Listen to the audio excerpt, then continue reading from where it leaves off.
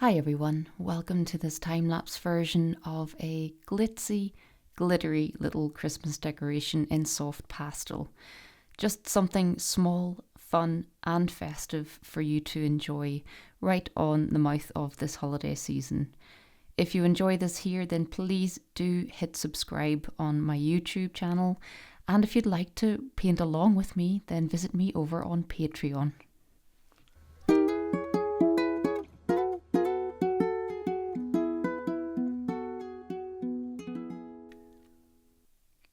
So this is another one of my mini demos, one of the types of tutorial that I release over on my Patreon channel.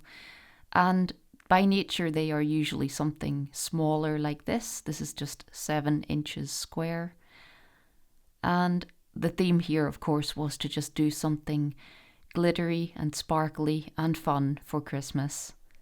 It's also always a really interesting challenge to paint something either glittery or shiny, and it's always a challenge that I really enjoy because you can create such amazing effects using colour, things that look like you've used something with iridescence in it when actually it's just lots of dots of colour, as you're about to see. So the reference image for this was quite busy. There's a lot going on around this little glittery reindeer, and I did want to include some of it, but I tried to simplify some of the pine needles and the branches and hopefully bring our focus mostly to the little reindeer in the centre. But what I did love was the combination of colours in this one. A little bit of extra colour for Christmas and a bit of shine and glisten. I particularly love painting reflective surfaces. It's such an optical illusion, and you can almost look at it a bit more abstractly, just looking at the shapes and the colours, and before you know it, you step back and you've got a shiny bauble. And last year I also painted some shiny baubles, and I enjoyed them so much that I couldn't resist including at least one in this little study. But then the glittery little reindeer caught my eye. He's hanging on my sister's tree, who she absolutely loves Christmas, and she's got the most amazing selection of Christmas trees and decorations. So her house is the perfect place to go for a bit of Christmas inspiration. So for this one, I'm working on the Canson Velvet again. This is their black paper. And I would advise, if you're going to work along with me on the real-time version of this, that it's nice to make use of a darker coloured paper. You don't need this exact paper to work along with me, but I would definitely recommend at least a dark grey, for example, would work well. So you'll find the full-length version of this over on my Patreon channel. I'll add links in the description below if you'd like to access my full catalogue of real-time tutorials, and also to support me in making all of my videos both on Patreon and here on YouTube. I really appreciate the support that I get from my patrons there. But then, in case you missed it, I have also released another little festive demo. The full real-time version of my candlelit lantern is available here on my YouTube channel. So it's not all just time lapses here on my YouTube.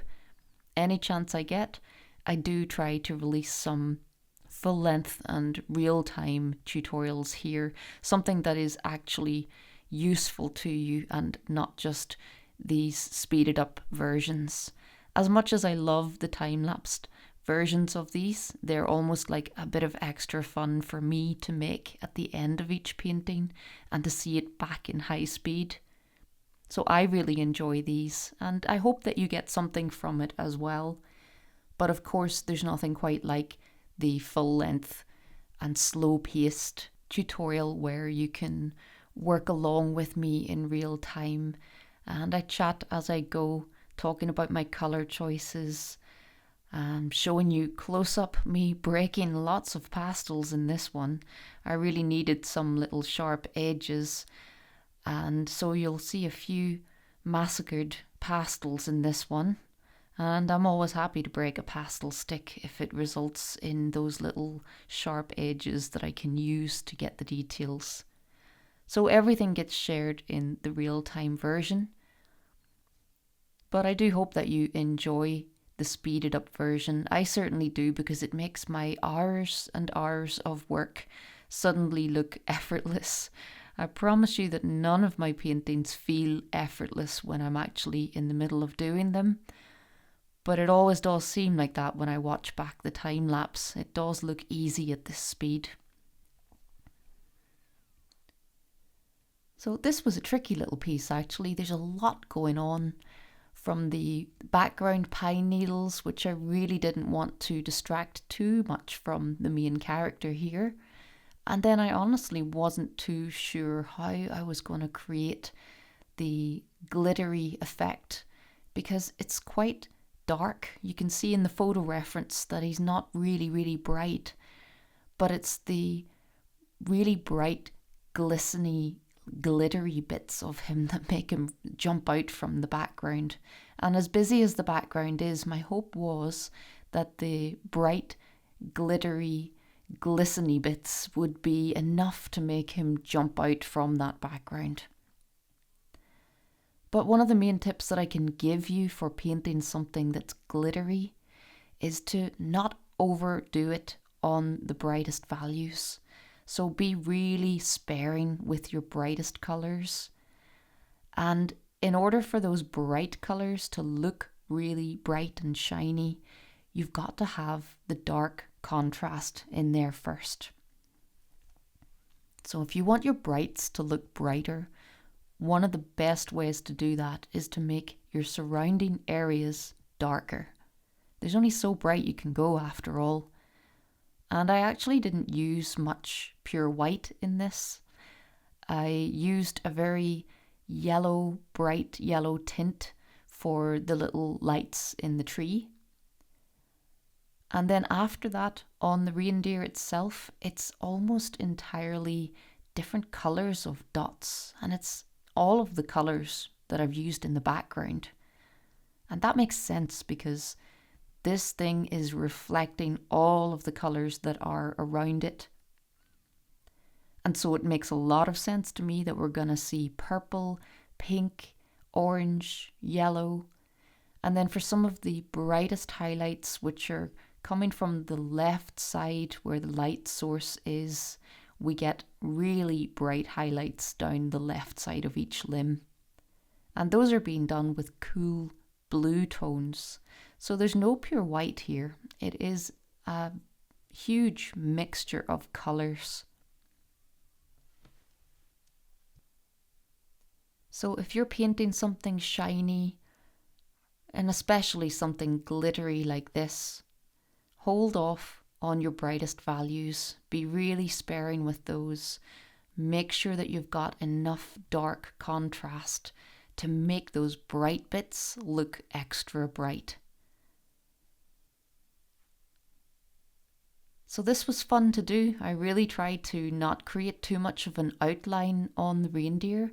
I tried to describe the shape of him using all of the little colourful dots. But you can see the dark base that I've put down first before coming in with the bright bits. So it's really vital to have the dark contrast in there. And then of course I can use the dark background areas to kind of shape the legs. You can see that I've pretty much just used the dots down the outer edge of the reindeer. And then I can neaten that up using my black from the background. So it was pretty tricky, but really fun to use all of these different colours. And it's pretty good practice with your soft pastel sticks to try and make all of these little tiny dots. And I'm just rotating the pastel sticks, always searching for a little point or a little edge on the pastel stick. And you can see that a lot of the pieces of pastel that I'm using are my broken pieces. So don't be afraid to break your pastel sticks. It's the best way you're going to get those details out of those big chunky bits of pigment. But as we near the end of this, I just want to thank you all so much for your support here on YouTube this year. I hope I can continue next year releasing a great variety of videos all about soft pastel and some new real-time demos here too. But please do remember to hit subscribe here on YouTube. Check out my Patreon if you can. But thank you very much for watching, and until next time, happy pasteling.